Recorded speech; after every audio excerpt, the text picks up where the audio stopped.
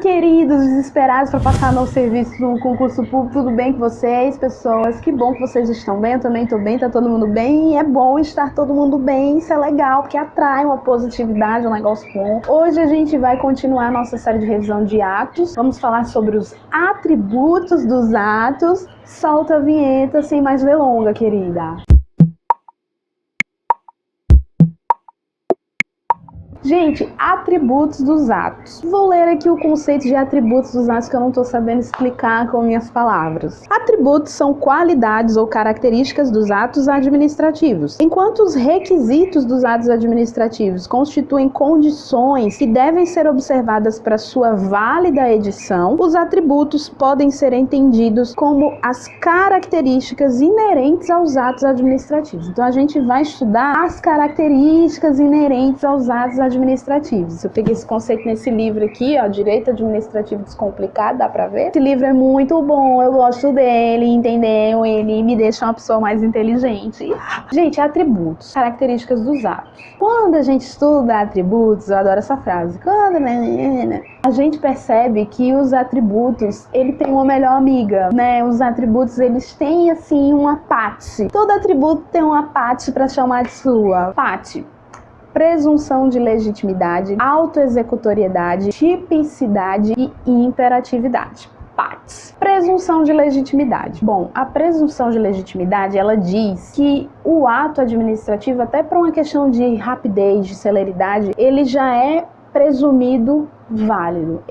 Quando existe um ato administrativo, o administrador público ele não precisa ficar ali provando que ele está agindo de acordo com a verdade, não. Porque aquele ato administrativo já se presume que é um ato que está de acordo com a verdade, que está de acordo com o direito, que está de acordo com a lei. Imagine se você tivesse que ficar provando tudo. Eu preciso provar que realmente o cara estacionou na vaga proibida para poder aplicar multa. E ele nunca ia multar, porque ninguém ia querer trabalhar, ia atrás de prova. Só que essa presunção de legitimidade é uma presunção relativa, que juridicamente existe um nome para chamar uma presunção de legitimidade relativa, que é o tal do juris tantum. O que quer dizer presunção relativa ou juris tantum? Quer dizer que é admitido prova em contrário. Então, o que isso quer dizer é que o administrador, que foi a pessoa que recebeu a consequência daquele ato que foi praticado pelo administrador público, tipo, eu recebi a multa. Então, eu, enquanto particular, eu posso ir lá e provar que, na verdade, aquela multa não é correta. Ela é fruto de um ato inválido. O particular, ele pode provar o contrário, mas quem tem a responsabilidade de mostrar as provas e de provar e de ir atrás, querido, não é o administrador público, não é a administração pública, é o particular. E isso sendo provado, né, pelo particular, ele vai conseguir fazer com que aquele ato seja cancelado. O babado é o seguinte, presunção de legitimidade existe, mas ela gera o ônus da prova, a inversão do ônus da prova. Então, o que é provado nessa inversão do ônus da prova não é a validade do ato, é a invalidade do ato. E quem vai fazer isso não é a administração, é o particular. Então, a presunção de legitimidade é isso. Por uma questão de celeridade, o ato administrativo ele é considerado já um ato que está de acordo com a verdade, que está de acordo com a lei. É um atributo que vai existir em todo e qualquer ato. Todo e qualquer ato tem presunção de legitimidade. E é um atributo que existe para cumprir com o princípio da eficiência. Autoexecutoriedade. Bom, esse atributo, diferente do primeiro atributo que a gente viu, que é a presunção de legitimidade, em que eu falei que ele está presente em todo e qualquer ato, a autoexecutoriedade ela vai estar presente apenas naqueles atos urgentes, vai estar presente apenas naqueles atos autorizados por lei. O que diz o atributo da autoexecutoriedade? A gente já viu isso em poderes, mas relembrando aqui, autoexecutoriedade quer dizer que o administrador público ele pode agir sem que ele precise da autorização do Poder Judiciário para poder fazer o trabalho dele. A autoexecutoriedade se divide em exigibilidade e executoriedade. Exigibilidade, a administração pública vai atuar de maneira indireta. Executoriedade, a administração pública vai atuar de maneira direta. Aí entenda direitinho exigibilidade e executoriedade nas palavras de Marcelo Alexandrino e Vicente Paulo. E diz aqui, ó, a exigibilidade seria caracterizada pela obrigação que o administrador administrado tem de cumprir o ato. Então, você, enquanto particular, você não tem escolha, querido. A exigibilidade diz que você tem que agir independente da sua vontade enquanto particular.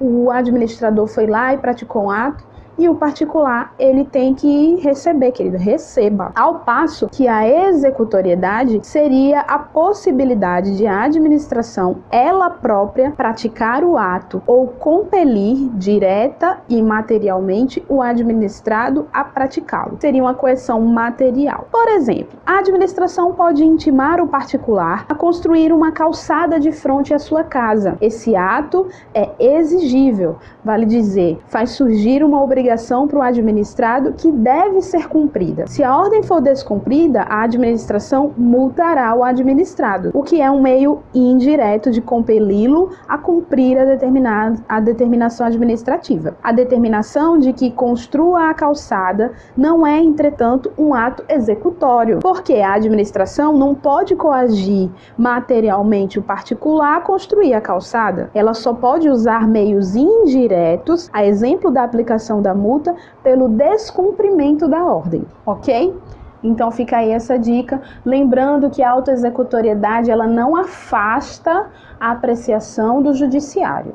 Não é isso, porque diante de atos ilegais a gente sabe que existe sim a apreciação do Poder Judiciário, mas a autoexecutoriedade ela dá ao administrador público essa prerrogativa de poder agir sem ter que ter uma autorização prévia do Poder Judiciário para agir. É isso. Tipicidade. O atributo da tipicidade é aquele atributo que vai dizer que o administrador ele precisa agir de acordo com a lei. É um atributo que existe para atender ao princípio da legalidade. E assim como o atributo da presunção de legitimidade é um atributo que também vai estar presente em todos os atos. Todos os atos precisam cumprir o que manda a lei. Então, ele tem o atributo da tipicidade. Esse é um atributo especial porque ele, na verdade, ele foi criado pela Di Pietro. Não é um atributo assim como os outros, né, que existem de fato. Existe, o atributo da tipicidade existe, mas é um atributo que foi criado pela professora Di Pietro, bem importante a bicha. O último atributo da Paty, que é o atributo da imperatividade, o nome já diz, imperatividade, é um atributo que está relacionado à prerrogativa de império, poder de império. Aqui, a ideia que a gente tem que ter em mente é que, em virtude da supremacia, o administrador público, ele pode agir sem que haja necessariamente a concordância do particular. O atributo da imperatividade também é conhecido como poder extroverso, porque ele gera a prática de atos para fora da administração, de dentro para fora, extroverso.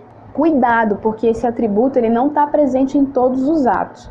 O atributo da imperatividade ele só vai estar presente nos atos de império. Porque, por exemplo, nos atos de gestão, atos enunciativos, a gente não vai ter esse atributo da imperatividade. É um atributo que a gente tem que relacionar ao atributo da coercibilidade que a gente já viu lá no poder de polícia, lembra? Coercibilidade é aquele atributo impositivo que diz que o particular ele tem que acatar com o ato que foi exercido pela autoridade, independente dele ter concordado ou não. Espero que tenha ficado tudo muito claro, é uma revisão apenas, é importante que vocês agreguem conhecimento com outras videoaulas, com leituras e principalmente com exercícios. A gente finaliza esse vídeo aqui, no próximo vídeo a gente continua a série de revisão de atos administrativos, falando sobre a classificação dos atos administrativos. É bem tranquilo esse tema, até o próximo vídeo, cambada de estudioso.